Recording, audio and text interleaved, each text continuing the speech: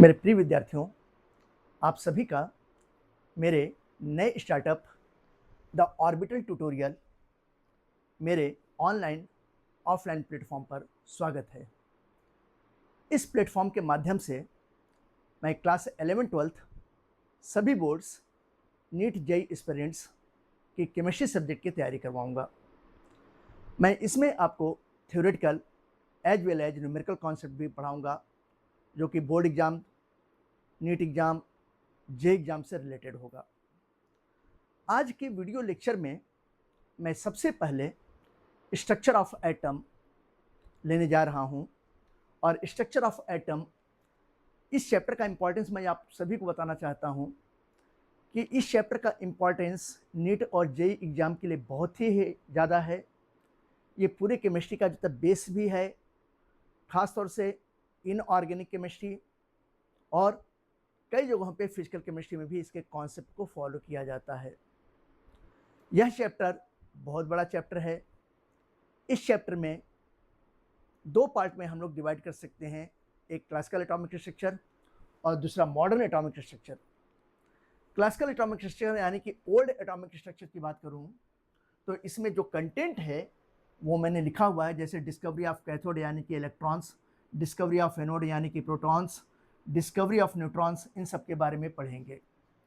साथ ही साथ जो था Thomson's atomic model, Rutherford atomic model, Bohr's के एटॉमिक मॉडल, सोमरफील्ड के एटॉमिक मॉडल, इनके क्या मेरिट्स थे, इनके क्या जो था लिमिटेशन थे, ड्रॉबैक थे, इनके बारे में पढ़ेंगे। हम लोग इलेक्ट्रोमैग्नेटिक रेडिएशंस, उनकी प्रॉपर्टीज और उनसे रिलेटेड न्यूमेरिकल्स के बारे में पढ़ेंगे। फिर photo electric effect, black body radiations, इसके बारे में पढ़ेंगे। साथ ही साथ जो था स्पेक्ट्रम लाइन्स के बारे में पढ़ेंगे।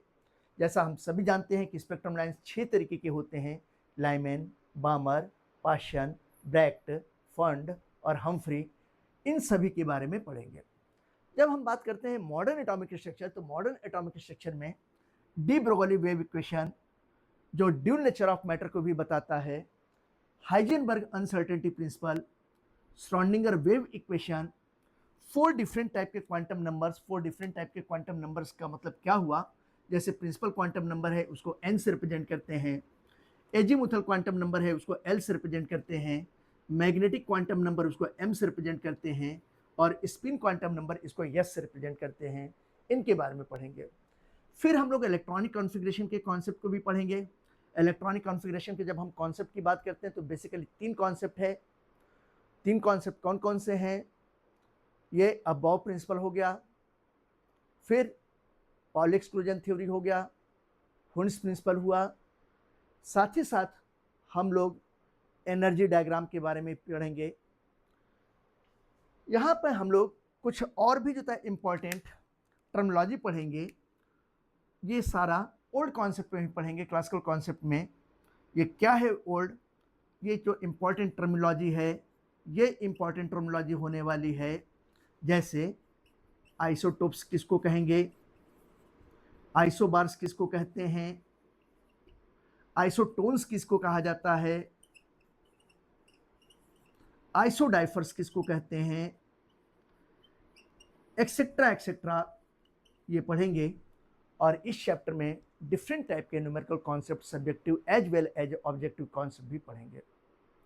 तो आइए इस चैप्टर की शुरुआत में हम लोग कुछ इंपॉर्टेंट कॉन्सेप्ट, कुछ इंपॉर्टेंट टर्म्स के बारे में जो तो जरा देख लें, कुछ इंपॉर्टेंट इंफॉर्मेशन जो कि अलग अलग जगहों पे न्यूमेरिकल सेक्शन में हमको काम आने वाला है, थ्योरेटिकल सेक्शन में काम आने वाला है। तो उन कॉन्सेप्ट को हम लोग देखें। आइए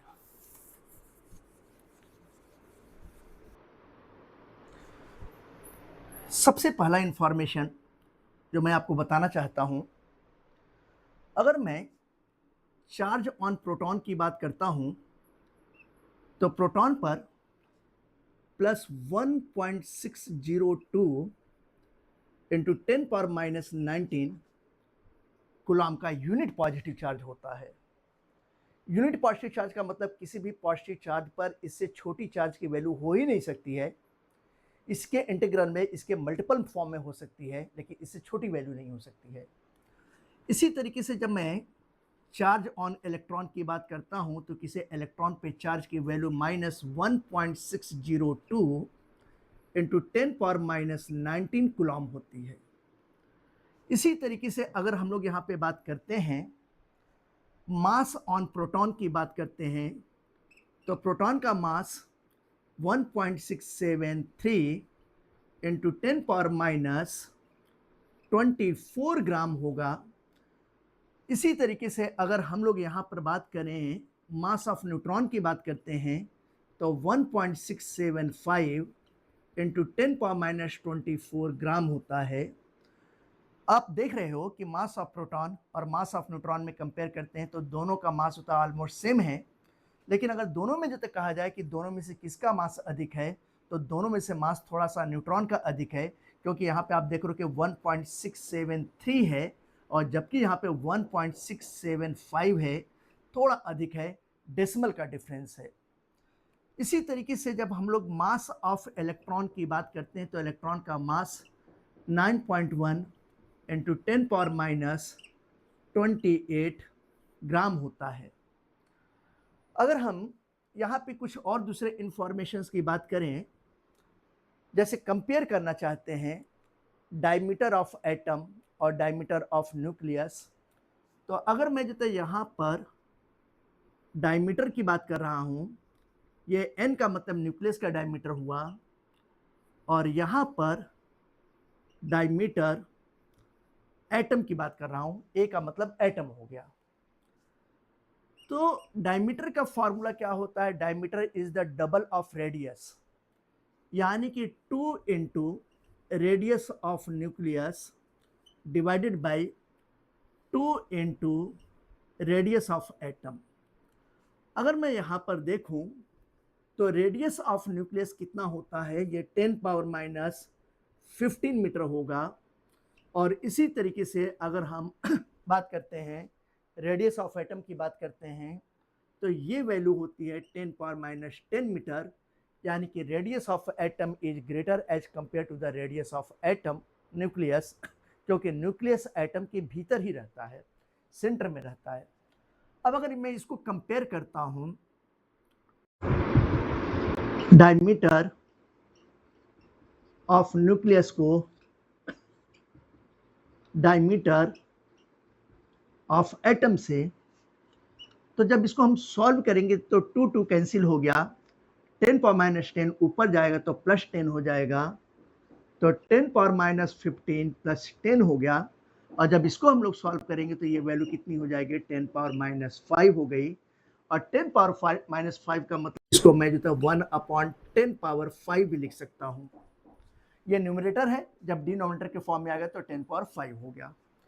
इसका मतलब जो था क्या हुआ कि डायमीटर अगर एटम का देखें तो यहाँ पर जो था डायमीटर जो था न्यूक्लियस में जब 10⁻5 से मल्टीप्लाई हो रहा है तब जो था इसके इक्वल है।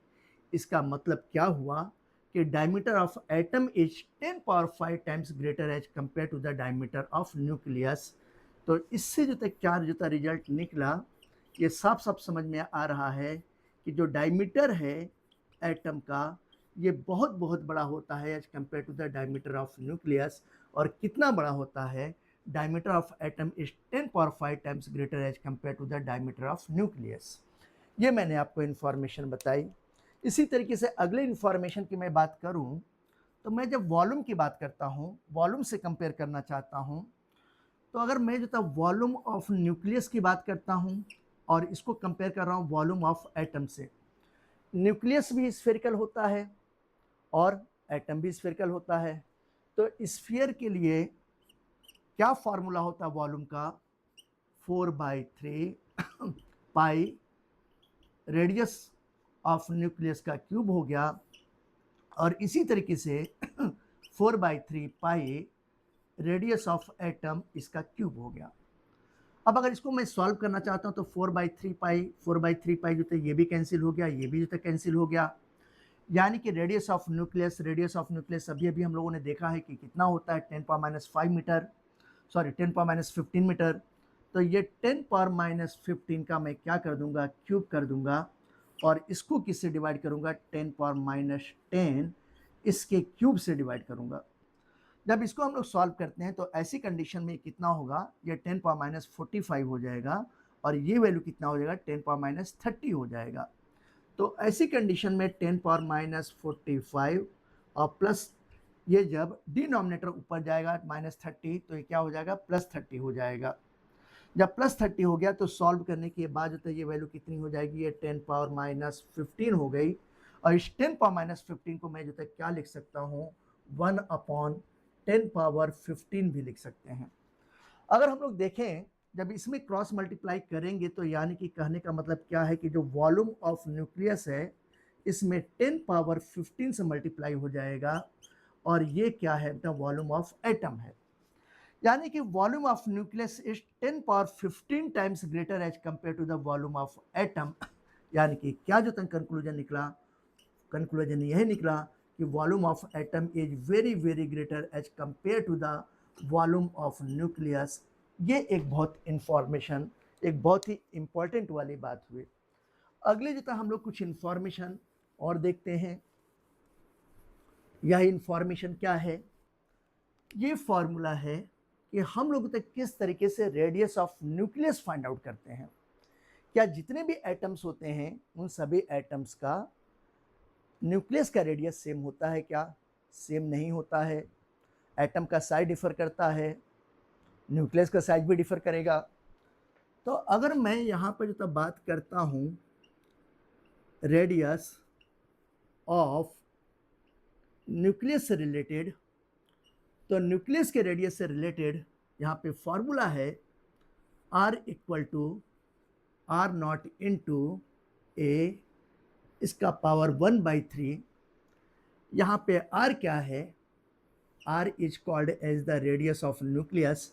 जिस भी एटम का रेडियस हम लोग निकालना चाहते हैं, न्यूक्लियस का रेडियस, ये R0 क्या है, this is a constant value और इसकी एक सर्टेन वैल्यू होती है 1.4 इंटू 10⁻15 मीटर ये होगा। और अगर सेंटीमीटर के टर्म में देखा जाए तो इसी को हम लोग कह सकते हैं 1.4 इंटू 10⁻13 सेंटीमीटर।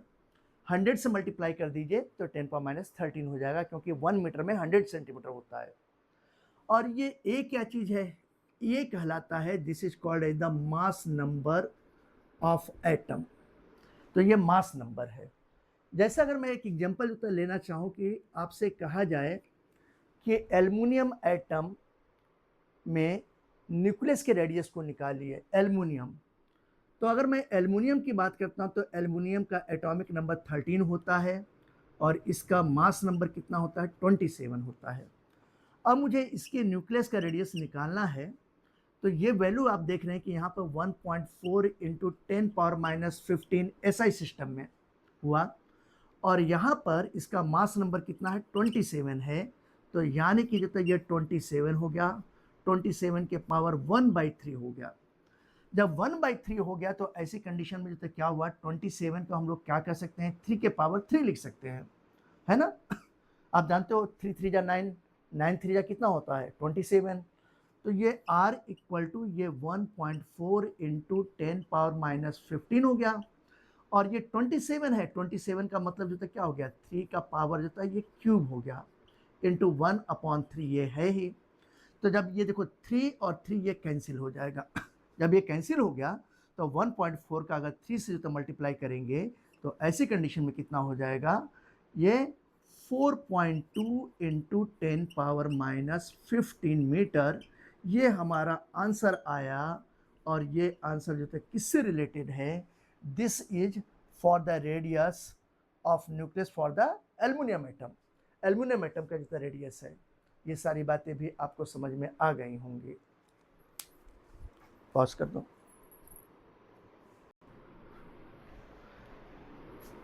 अगर हम लोग न्यूक्लियस के